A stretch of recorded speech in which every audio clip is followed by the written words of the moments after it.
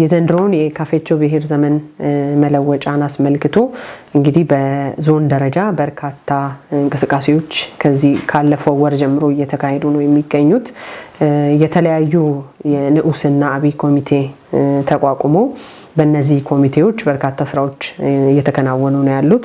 ለአብነት የመስተንግዶ ኮሚቴ፣ የቦታ ዝግጅት ኮሚቴ፣ የሚዲያና ቅስቀሳ ኮሚቴ፣ የጸጥታ ኮሚቴና መሰል ሌሎች የመስተንግዶ ወይም የምግብ ዝግጅት ኮሚቴ ተቋቁመው በርካታ ስራዎች እየተከናወኑ ነው ያሉት።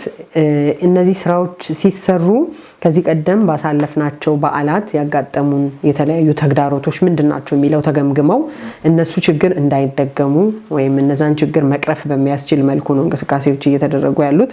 ለአብነትም እንግዲህ ከቅድመ ዝግጅት ስራዎች ምንድናቸው የሚለውን ስናይ ከዚህ ቀደም ባሉ በዓላት የመንገድ ወይም ወደ ላይ ቦንጌ ሸምበቶ ላይ የሚወስደው መንገድ ዳገት ከመሆኑ አንፃር መንገዱ አመቺ ካለመሆኑ አንፃር መኪናዎች እንደልብ ሄደው እቃ አድርሰው ሰው አድርሰው ለመመለስ እንግዳ ለመውሰድ አስቸጋሪ የነበረበት ሁኔታ አለ። ዘንድሮ ከመነሻው ይሄ ችግር ተገምግሞ ከመነሻው ጀምሮ ዘንድሮ ይሄን ቦታ መልሶ የማስተካከል ወይም የማደስ ስራ በቦታ ዝግጅት ኮሚቴ የተሰራበት አግባብ አለ። ከዛ በመለስ የቦንጌ ሻምበቶ ላይ ከእያንዳንዱ ወረዳ የገነባው የራሱ ጎጆ አለ። ይሄ ጎጆ ያው ባህላዊ ይዘቱን ጠብቆ በአማረ ሁኔታ ወረዳዎች የየራሳቸውን ዝግጅት የሚያከናውኑበት ቦታ ነው። ለቦታውም አጠቃላይ ውበትን የሚሰጥ ስፍራም ከመሆኑ አንፃር እነዚህ ቤቶች ያው ጎጆም ከመሆናቸው የጎጆ ቤቶችም ከመሆናቸው አንፃር በሰዓቱ ለበዓል ተሰርተው ከዛ ወዲህ ያው እድሳት ሳይደረግባቸው አብዛኞቹ የቆዩ ከመሆናቸው አንፃር ብዙ እድሳት የሚፈልጉ ናቸው። ይሄ ከመሆኑ አንፃር ወረዳዎች ድጋሚ ያንን ቤት እንዲያድሱ አቅጣጫ ተቀምጦ መልሰው እያደሱት ነው የሚገኘው። እነዚህ ስራዎች እየተሰሩ ነው። ቦታዎችን የማሳመር ከዋናው ቤት ጀምሮ የወረዳዎችን ቤት መልሶ የማደስም ስራ እየተሰራ ነው። ሌሎች ቅድመ ዝግጅቶችም ለምሳሌ በሚዲያና ቅስቀሳ ኮሚቴ በአካባቢ ሚዲያዎች ለምሳሌ ከፋ ቴሌቪዥን፣ ቦንጋ ኤፍኤም ሬዲዮ ጣቢያ እንዲሁም የማህበረሰብ ሬዲዮ ጣቢያና አሁን በዚህ በቅርቡ ያገኘነው የኢዚያ ቅርንጫፍም እዚህ ክልል ላይ ስላለ እነዚህን ሚዲያዎች በመጠቀም የቅድመ ዝግጅት ስራዎች ምን እንደሚመስሉ ለበዓሉ ስለ በዓሉ ዳራ ለህዝቡ በማስተላለፍ በኩል በርካታ ስራዎች እየተሰሩ ነው። አሁንም የሚቀጥሉ ነው የሚሆነው።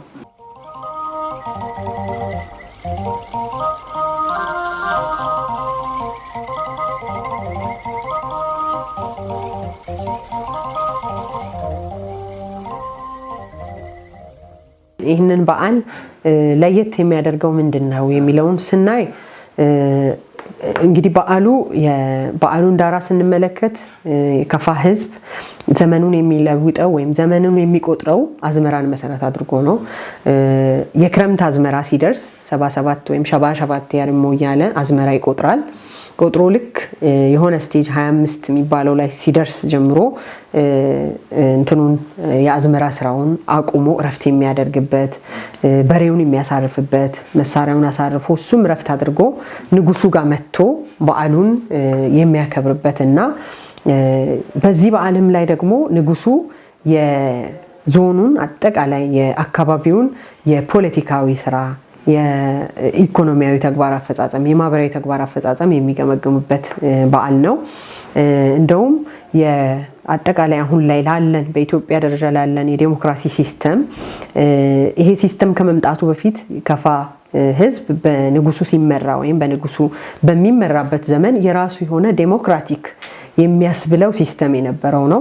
ለምሳሌ ሚክሬቾ የሚባለውን የንጉሱን የካቢኔ አባላት ይሄ ሚክሬቾ የሚባለው የንጉሱ የካቢኔ አባላት ናቸው።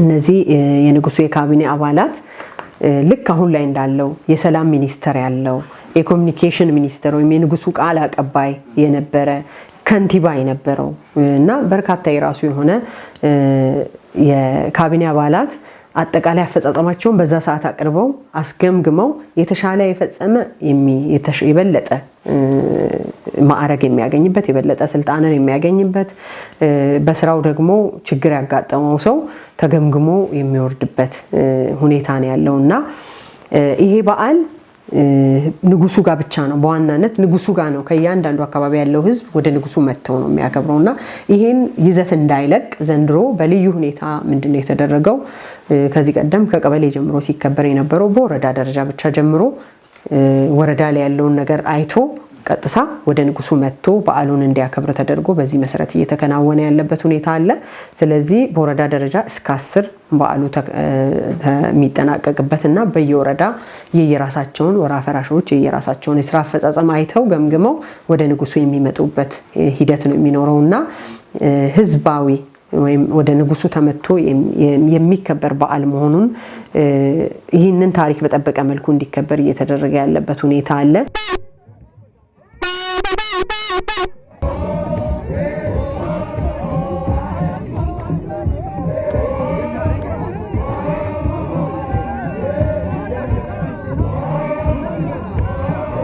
በሌላ መልኩ ከበዓሉ ጋር የተያዙ የተሳሳቱ ግንዛቤዎች አሉ ልክ ያልሆኑ ግንዛቤዎች እነዚህም አንደኛ ከእምነት ጋር በዓሉን በማገናኘት በዓሉ የገሌ እምነት ነው የዚህኛው እምነት ነው ወር ደግሞ ባዕድ አምልኮም አድርጎ አንዳንዱ የሚወስድበት አለ ይሄ ኮምፕሊትሊ ከእንትን ይወጣ ነው ከልክ ትክክል ያልሆነ አስተሳሰብ ነው ምክንያቱም ቅድም እንዳልኩኝ በዓሉ የከፈቾ የንጉስ በዓል ነው የፖለቲካዊ ልንለው የምንችለው በዓል ነው የኢኮኖሚ ስርዓቱን የሚገመግምበት በዓል እንጂ ከምንም አይነት ሃይማኖታዊ ጋር የሚያነካካው አይደለም እንዳልኳችሁ በአዝመራ ነው አዝመራ መሰረት አድርጎ ነው ዘመኑን የሚቆጥረው ቆጥሮም ይሄንን ረፍት ሲያደርግ ስራውን የሚገመግምበት ፖለቲካዊ ሹመቶችን የሚሰጥበት የሚያወርድበት በዓል እንጂ ከሃይማኖት ጋር ምንም የሚያገናኘው ባለመሆኑ ሁሉም ይሄንን ግንዛቤ በመያዝ በዓሉን በጋራ ማክበር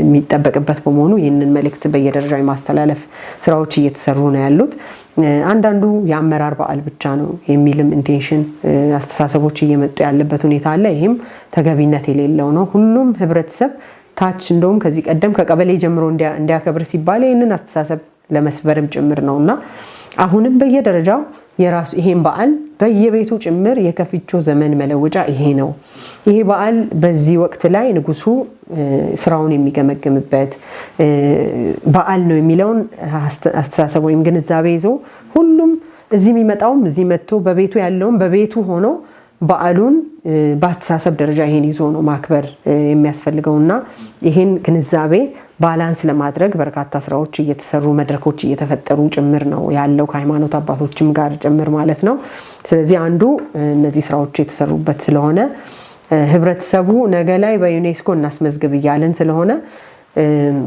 በዓሉ ደግሞ ህዝባዊ መሰረት ይኖረው ዓለም ይወቅልን ይያልን ከሆነ ዘንዳ ህብረተሰቡ መጀመሪያ የኔ ነው ብሎ በጋራ ሊያከብር ይገባል ሌላ አካባቢ ሰናይ ፊቼ ጨምበላላ ላይ ሌሎች ጊፋታ ላይ ህዝቡ የኔ ነው ብሎ ነው በጋራ ወጥቶ የሚያከብረውና ስለዚህ እዚህ ሃይማኖት ልዩነት ሳይገድበን ሁሉም ህብረተሰብ ወጥቶ ይሄን በዓል ማክበር አለበት የሚል መልእክት ይኖረኛል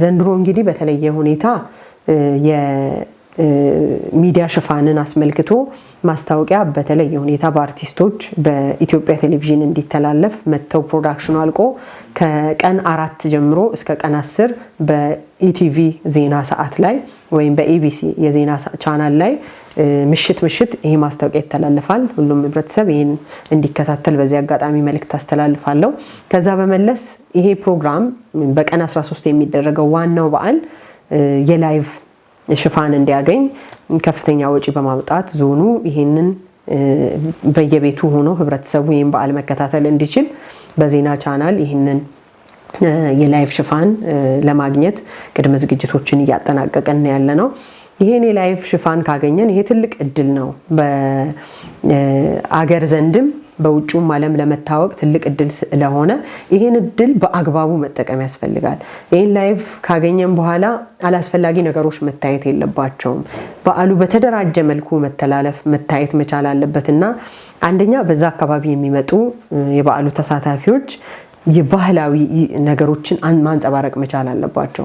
ወረዳዎች ለምሳሌ ቤቶቻቸውን ገንብተው በአዲስ መልክ እንዲያድሱ በተባለው መሰረት ውስን ወረዳዎች እንቅስቃሴ ያደረጉ ነው። ነገር ግን ሁሉም ወረዳ ቤቱን ማደስ መቻል አለበት። አሁንም ቢሆን ያላደሱ ወረዳዎች በፍጥነት ቤቶቻቸውን እዛ አካባቢ ያለውን ጎጆ አድሰው የቡና ሴሬሞኒ የሚታይበትንም አካባቢ ጭምር አዘጋጅተው ደጃቸውን አጽድተው አስፈላጊ አትክልትም የሚያስፈልግ ነገሮችን በማሟላት ለቀረጻ ያማረ መንደር ያማረ የባህል የንጉስ መንደር ማድረግ ያስፈልጋል። ይህንን ሁሉም ወረዳዎች ተገንዝበው በፍጥነት ወደ ተግባር ቢገቡ ጥሩ ነው።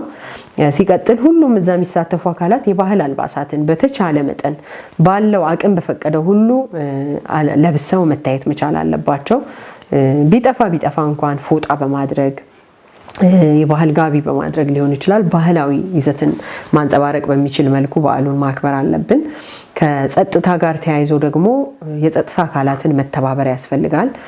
ከዚህ ቀደም በዓላት ሲከበሩ የተለያዩ ትርምሶች እዛ ቦታ ላይ ሲፈጠሩ ነው የምናየውና የጸጥታ አካላት ይህንን ጸጥታ ለማስከበር ጥረት ያደርጋሉ። ነገር ግን እዛ ቦታ የሚሄዱ የበዓል ተሳታፊዎች ለጸጥታ አካላት መመቸት ያስፈልጋል፣ መተባበር ያስፈልጋል።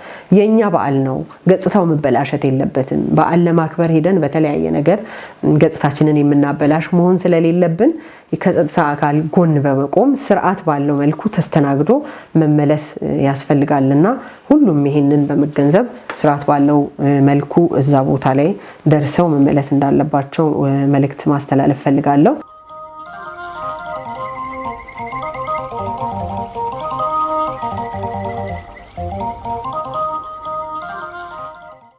የቦንጋ ከተማ ነዋሪዎችና በቦንጋ ከተማ የሚገኙ ሁሉም የህብረተሰብ ክፍሎች ወጣቱም አሁን በርካታ ስራዎችን እየሰሩ ቦንጋ ከተማን እያገዙ ያሉ በበጎ ስራ እየተሳተፉ ያሉ ወጣት አካላት አሉ።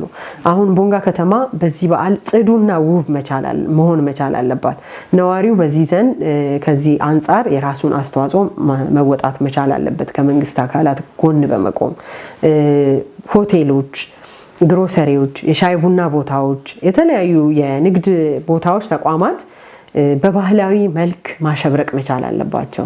መጋረጃዎቻቸው የተለያዩ ቁሳቁሶች ባህላዊ ቁሳቁሶች ሊኖሩ ይገባል።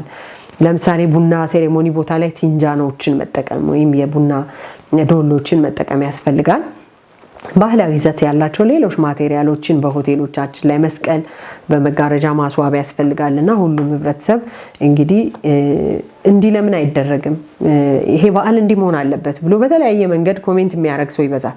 ኮሜንት ከማድረግ በዘለለ ደግሞ ኮሜንት አንድ ጥሩ ነገር ሆኖ ነገር ግን ሁሉም የበኩሉን ሚና መወጣት እኔስ ምንድነው ከኔ አንፃር ማድረግ ያለብኝ የሚለውን በመገንዘብ ሁሉም ይሄ በዓል ባህላዊ ይዘቱን ታሪካዊ ሴቱን ባለቀቀ መልኩ ትልቅ በዓል ሆኖ ተከብሮ እንዲያልፍ ሁሉም ባለድርሻ አካላት ሁሉም ህብረተሰብ የበኩሉን ሊወጣ ይገባል የሚል መልእክት ነው ያለኝ።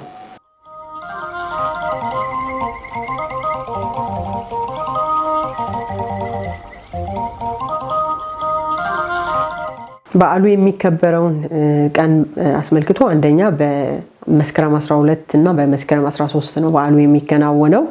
በመስከረም 12 ግማሹን ቀን ከጧት ፈረቃውን የፓናል ውይይት ይኖረናል። ከሰዓት በኋላ ባለው ደግሞ የፌስቲቫል ይኖረናል። በቀን 13 ለሚኖረው ደግሞ በዋናው በቦንጌ ሻምበቶ ላይ የሚከበር በዓል ይኖራል ማለት ነው። ይሄ ነው የፕሮግራሙ መርሃ ግብር፣ ይሄንን ነው የሚመስለው።